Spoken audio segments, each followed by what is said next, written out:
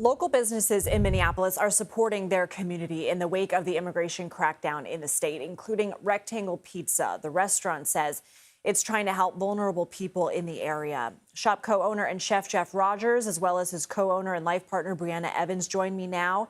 Thank you both so much for being here. And I know that one of your locations is in the Lynn Lake neighborhood. You are a short drive to the locations where Alex Preddy was shot and where Renee Good was shot. And I also know so much has changed for you. You've changed your staffing, your hours, you've collected physical and monetary donations. Take us through some of these changes and decisions. Sure. Yeah. I mean, we're just like everybody else in this community. We're in survival mode. No strangers to this, being in the restaurant community, in the restaurant industry for basically our entire lives. We're just pivot and try and figure out what we can do for our staff, our community, and, the business. So we've been trying to do whatever it is that we can to make things work. There is a video on your Instagram page. Your caption says, "Protect your spaces." We're going to play it here. What was going on in that video?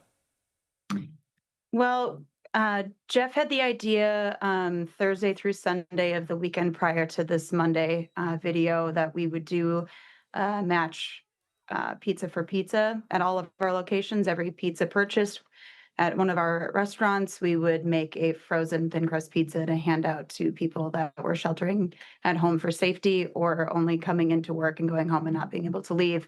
Um, it was very successful. The community really showed up. We, sold over 2,200 pizzas between all of our locations, and we ran out of food at some of our spots. So we closed down Monday to reset and prep.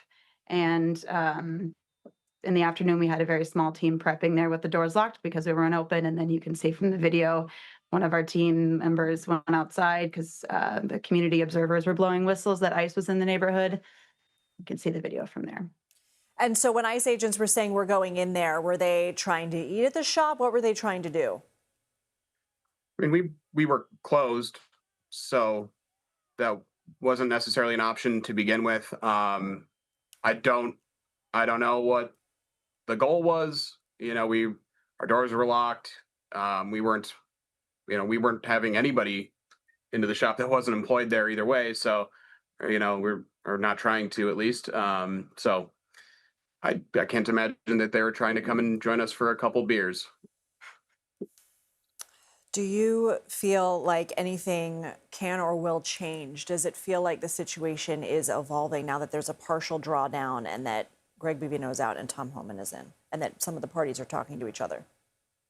I mean, we'll take any small win that we can get, and you can see from the Minnesota strike and the march that we took place in that there are more people here that don't agree with what's happening. Any small win is a small win, and we need to take that. But honestly, at this point, prove it to us. We need proof. Until they're out of our streets and our entire community, our staff, our coworkers feel safe to come out and live life as we were before normally, we just have to be proven first. Jeff and Brianna, thank you for your time.